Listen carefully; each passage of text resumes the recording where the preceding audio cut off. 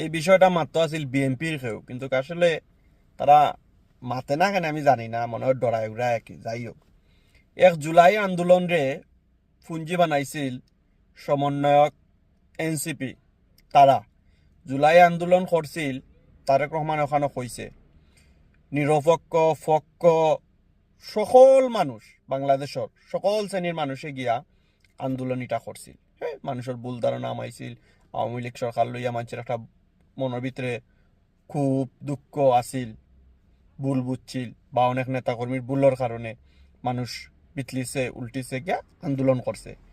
আন্দোলন শেষে ইটারে ফুঞ্জি বানাইল খে সমন্বয়ক লাল কাওয়া লাল বাদুর এরা, এনসিপি এরা, মানে যেত মানুষ গেছে, ইকানো আছে বিএনপি আছে, জামাত আছে, আওয়ামী লীগের নিরপেক্ষ মানুষ আছে, জাতীয় পার্টির আছে, ইসলামিক দল আছে, হিন্দু আছে, বৌদ্ধ আছে, খ্রিস্টান আছে, সব রকম বানাইলে জুলাই যোদ্ধা সব ছাত্র বানাইয়া কিতা করলো, ফুঞ্জি বানাইয়া এটারে বহুত দিন চলে, রখন পর্যন্ত চলে।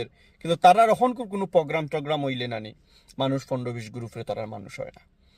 অখন হইল হাদি মারা গেছে, হাদির জানাজার মাঝে একজন মুসলমান হিসাবে সকল রাজনৈতিকবিদ গেছে কেন, সাধারণ জনগণ গেছে কেন, একটা আবেগ থেকে মানুষের কাজ করছে, তার অনেক কথাবার্তা মানুষের পক্ষে মাত্র, নিরপক্ষে মাত্র, মানুষ গেছেই কেন, তার জানাজা পড়ছে। এখন জানাজারে পুঞ্জি বানাইয়া তোমরা হাদির লগে তারেক রহমানের তুলনা করো কোন হিসাবে?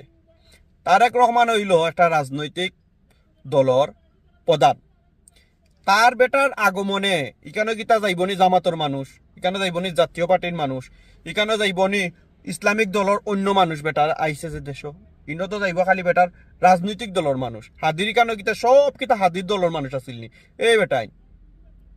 হাদি জীবিত রাখতে দিকে এত মানুষ দেখলাম না, হাদির পক্ষে কথা কইতে এত মানুষ দেখলাম না দিকে, হাতির আগে পিছে মরার পরে কদর বাড়ি গেছে, আর রাজনীতিও শুরু হয়ে গেছে নানি।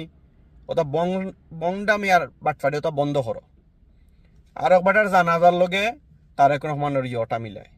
এ বেটা হইল রাজনৈতিক দল, আর হাদি মারা গেছিল বেটা নিরপেক্ষ একটা ভূমিকা পালন করছিল, আর মারা যাওয়ার পরে সকল মানুষ মরার লগে কোনো রাজনীতি হয় না।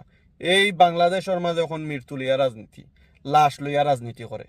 তার লাশরে দেখাইয়া, তার জানাজার ছবি দেখাইয়া কয় এ খাদি, এ খাদি অত বড় মানুষ আছিল, অত বড় মানুষ হলে তারে গুল্লি করে মারলো না নে, ছোট করি হই জারি লইতে পারবো করি তারে মারানি হইছে, মারছে। বুঝতে পারছো নি বিষয়টা?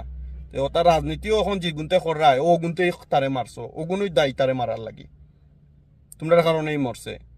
জীবিত থাকতে